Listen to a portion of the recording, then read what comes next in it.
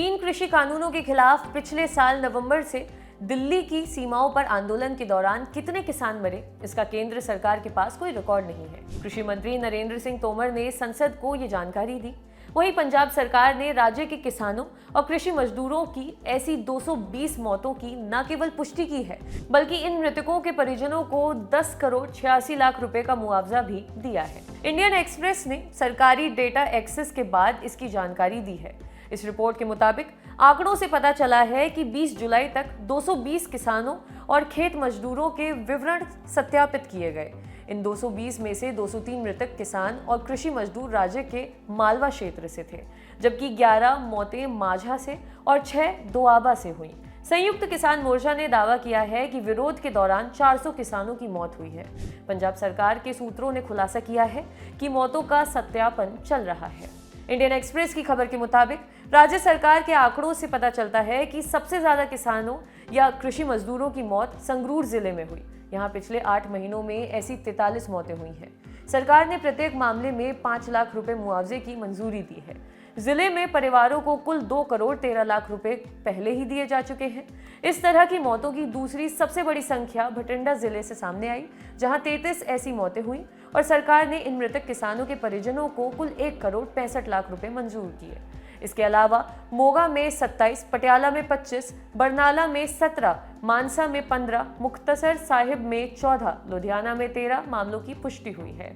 फाजिल्का, फिरोजपुर और गुरदासपुर में क्रमशः 7, 6 और 5 लोगों की मौत हुई है, जबकि अमृतसर और नवाशहर में 4 मौतें हुई हैं। मोहाली और तरनतारन में 3 और 2 मौतें हुई हैं। जालंधर और कपूरथला में 1 मौत दर्ज की गई है।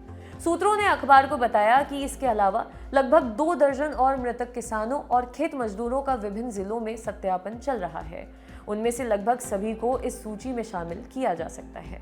मुख्यमंत्री कैप्टन अमरिंदर सिंह ने हाल ही में कहा था कि उनकी सरकार ऐसे मृतक के परिवार के एक सदस्य को अनुकंपा के आधार पर नौकरी भी उपलब्ध करा रही है और इसके लिए प्रक्रिया शुरू हो चुकी है। फार्म यूनियनें भी अपने स्तर पर ऐसी मौतों का आंकड़ा एकत्र कर रही हैं और उनके अनुसार अब तक दिल्ली में विरोध प्रदर्शन के दौरान 500 से अधिक किसान या खेत मजदूर मारे गए हैं, जिनमें से लगभग 85% केवल पंजाब के हैं। इस आंकड़े में 3 कृषि कानूनों के खिलाफ स्थानीय विरोध के दौरान पंजाब में हुई मौतें भी शामिल हैं। संयुक्त किसान मोर्चा के मुताबिक इस विरोध प्रदर्शन में कई राज्यों के किसान मारे गए हैं, लेकिन पंजाब की यूनियनें मिशनरी जोश के साथ आंकड़े जुटा रही हैं। 3 कानूनों के विरोध में मुख्य रूप से पंजाब, हरियाणा और पश्चिमी उत्तर प्रदेश के हजारों किसान 8 महीने से दिल्ली की सीमाओं पर डेरा डाले हुए हैं। इनमें से 200 किसानों का एक छोटा समूह अब विशेष अनुमति मिलने के बाद दिल्ली में जंतर मंतर पर धरना दे रहा है। ये पूछे जाने पर कि क्या सरकार को वर्ष 2020 के बाद से कृषि कानून के विरोध के दौरान मारे गए किसानों की कुल संख्या के बारे में पता है, कृषि मंत्री नरेंद्र सिंह तोमर ने कहा, भारत सरकार के पास ऐसा कोई रिकॉर्ड नहीं है। राज्यसभा में अपने लिखित उत्तर के दौरान उन्होंने कहा कि हालांकि केंद्र सरकार ने किसान संघों के साथ चर्चा के दौरान उनसे अपील की थी कि उस समय की ठंड और कोविड-19 की स्थिति को देखते हुए बच्चों और बुजुर्गों, विशेषकर महिलाओं को घर जाने की अनुमति दी जानी चाहिए। आपके लिए खबर लिखी थी हमारे साथी डेविड ने। शुक्रिया।